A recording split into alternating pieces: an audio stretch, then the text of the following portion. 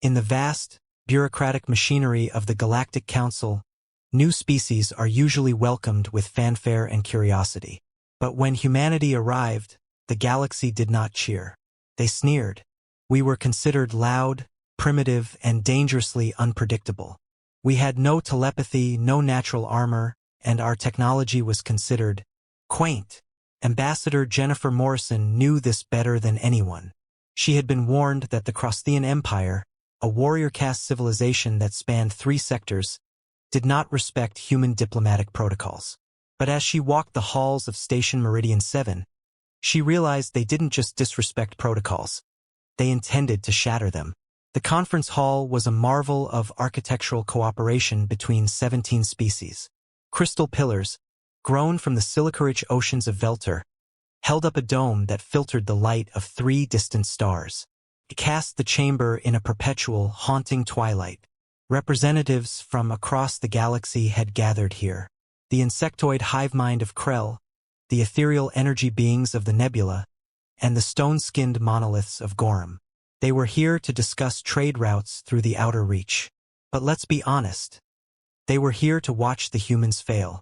Commander Vexter, Jennifer said, her voice cutting through the low hum of the room. She remained seated, her hands folded calmly on the obsidian table. Jennifer, as I've explained twice now, the UNS Pathfinder was a survey vessel conducting approved research in neutral space. Your government's retroactive claim to that region holds no legal weight. Commander Vexter stood 7 feet tall. He was a nightmare of chitin and muscle. He spread his forearms wide, a dominance display that usually sent lesser species scurrying for cover. Vexter, you will surrender yourself to Crosthian custody immediately, Vexter announced. His translator barked the words with a harsh, metallic dissonance. Vexter, your vessel violated our territorial space 3 cycles ago. You will come peacefully, or we will take you by force. Silence descended on the hall.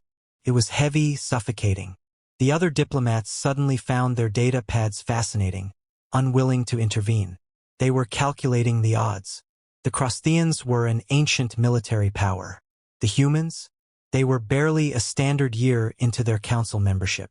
No fleet in this sector. No allies to call upon. To them, Jennifer Morrison looked small, fragile.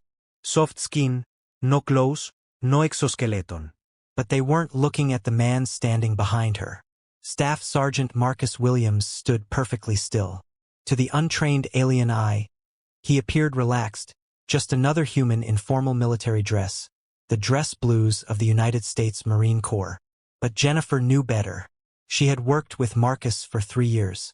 She recognized the microscopic shift in his stance. His weight had moved to the balls of his feet. His breathing had shallowed. His pupils had dilated. Commander, Jennifer said, her tone dropping an octave. Jennifer, I strongly advise against this course of action. Vexter's mandibles clicked. A sound of chittering, arrogant amusement. Your species is weak, Ambassador. You have no leverage here. You are alone. At Vexter's signal, the side entrances hissed open. 6 Crosthian security officers emerged. These weren't standard guards. These were shock troopers. Their heavy plasma rifles hummed with a rising charge, glowing an angry violet. Vexter, last chance, Ambassador. Jennifer didn't look at the rifles. She glanced back at Marcus. His face remained impassive, a statue of discipline. But she saw his jaw tighten fractionally. She had seen that look before in training videos in the archives of old Earth conflicts, Fallujah, Chosen, Belowwood. It was the look of a man calculating trajectories, drag coefficients, and acceptable casualties. Jennifer, Marcus, she whispered, barely moving her lips. Jennifer, non-lethal if possible. Marcus, ma'am. That single word carried the weight of a thunderclap. What happened next would be analyzed by military strategists across the galaxy for decades. They would slow down the footage, frame by frame, trying to understand how a biological entity without cybernetic enhancement could move like that. Marcus moved, not with the sluggish deliberation of the galaxy's herbivores, but with the terrifying, explosive speed evolution had gifted humanity's persistence predators. His hands snapped to his holster. But he didn't draw. He didn't need to. The first guard, a massive drone soldier, stepped forward to grab the ambassador. He never saw the punch coming. Marcus stepped inside the alien's reach. His augmented gauntlet, standard issue for diplomatic escort, connected with the alien's thorax. The sound echoed like a gunshot. The Crosthian exoskeleton is rated to withstand small arms fire, but it is rigid. It cannot handle the focused kinetic energy of a human strike delivered with perfect torque. The guard crumpled, its chest plate fractured, gasping for air that its lungs could no longer process. The second guard raised his rifle. Fatal mistake.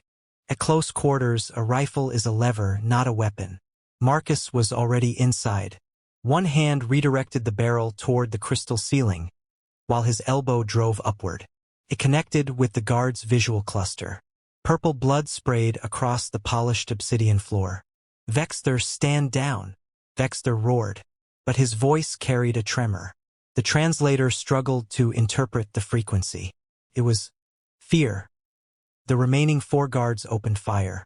Plasma bolts scorched the air, turning the oxygen into ozone. They aimed where Marcus had been a microsecond earlier. The galaxy makes a mistake about humans. They assume because we are soft, we are slow. They forget that humans spent 10,000 years killing things that were bigger, faster, and stronger than us. We possess a superpower the galaxy forgot: pattern recognition. Marcus read their firing solutions before their neural synapses even fired the command to pull the trigger. He rolled, coming up beside the third guard. A devastating kick to the primary leg joint. The knee buckled with a screech of tearing cartilage. A quick strike to the neural column at the base of the neck, and the alien collapsed like a puppet with cut strings. Guards 4 and 5 tried to flank. A basic tactic. Marcus grabbed a chair, simple polymer and metal. He didn't use it as a shield, he used it as a projectile. He hurled it with terrifying accuracy. As the 4th guard staggered, blinded by the debris, Marcus closed the distance on the 5th. He executed a joint lock that would have been textbook in any dojo on Earth. The alien arm twisted in a direction anatomy did not support. The rifle clattered away. A palm strike to the throat crushed the windpipe just enough to incapacitate, not enough to kill. The chair-struck guard recovered and charged. A blind rush. Marcus didn't retreat. He sidestepped, using the alien's momentum against it. He guided the creature into a crystal pillar. The structure held. The guard did not. The final guard, showing more intelligence than his 5 comrades combined, dropped his weapon.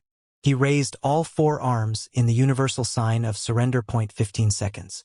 6 elite guards neutralized. 0 human casualties. The conference hall was silent, save for the wet gasps of the injured Crosthians. Marcus stood between the fallen bodies and Ambassador Morrison. His breathing was barely elevated. His heart rate was likely resting at a cool 80 beats per minute. His weapon was still holstered. Vexter stared, his compound eyes wide with horror. "Vexter, impossible," he whispered. "Vexter, you are a diplomat's escort. A servant, not a soldier." Jennifer stood. She brushed imaginary dust from her suit, the only sound in the room.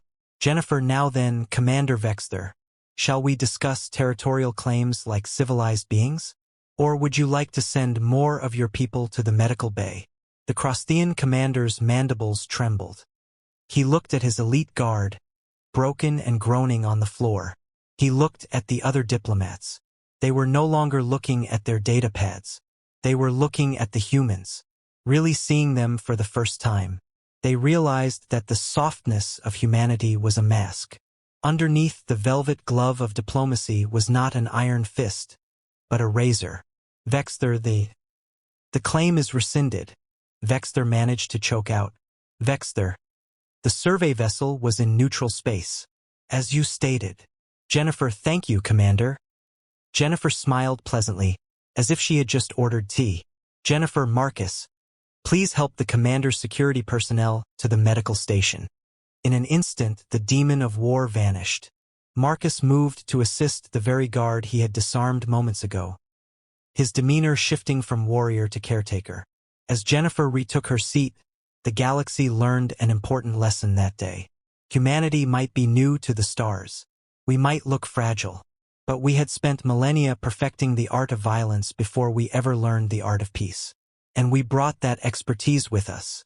The United States had sent Earth's best. And the galaxy would never underestimate a diplomatic escort again. Marcus, yes, ma'am.